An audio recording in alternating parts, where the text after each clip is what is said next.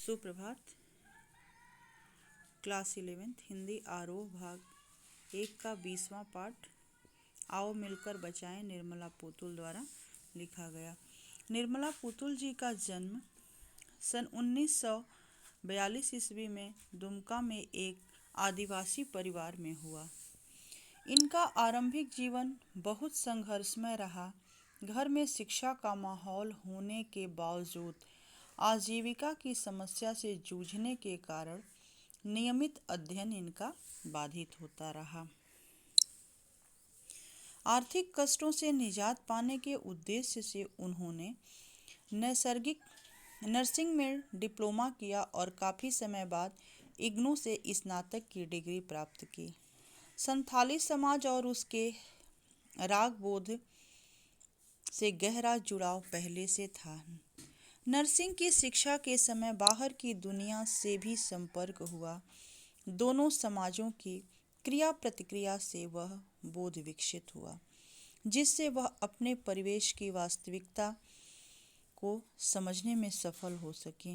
उन्होंने आदिवासी समाज की विसंगतियों को तत्कालीन समाज से उजागर किया। कड़ी मेहनत के बावजूद दशा खराब, कुरीतियों के कारण बिगड़ती पीढ़ी, थोड़े लाभ के लिए बड़े समझौते, पुरुष वर्चस्व, स्वार्थ के लिए पर्यावरण की हानि, शिक्षित समाज का दिक्कुओं और व्यवसायियों के हाथों की कठपुतली बनना आदि वे स्थितियां हैं जिन पर पुतुल की कविताएं केंद्रित हैं।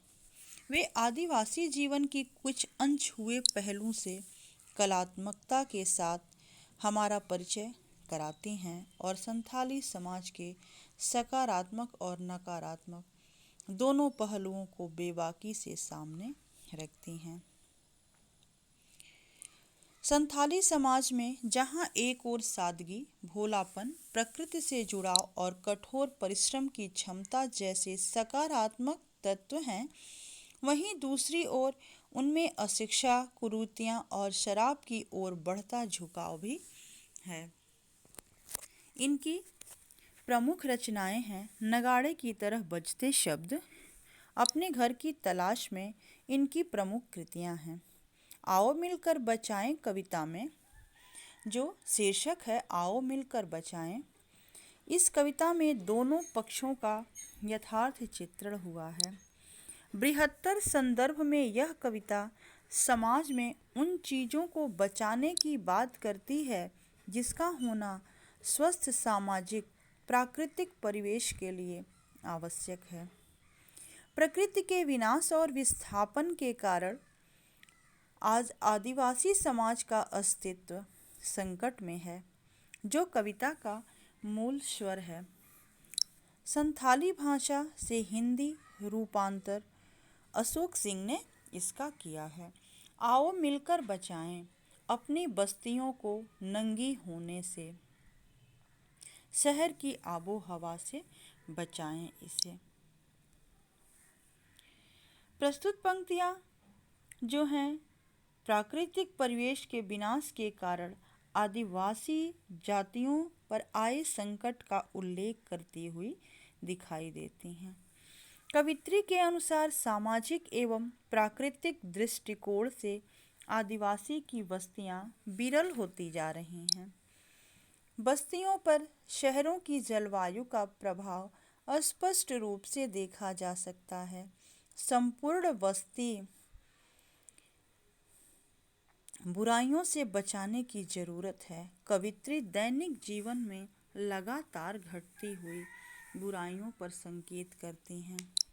अपने चेहरे पर संथाल परगना की माटी का रंग, भाषा में झारखंडीपन, ठंडी होती दिनचर्या में जीवन की गर्माहट, मन का हरापन, भोलापन दिल का, अक्कड़पन, जुझारूपन भी, भीतर की आग,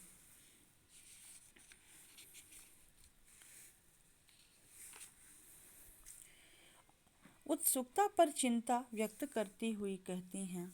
उन्होंने अपने जीवन में मानसिक सुख, सरलता और सादगी, संघर्ष करने का हौसला, जोश आदि की रक्षा करने की बात कही है।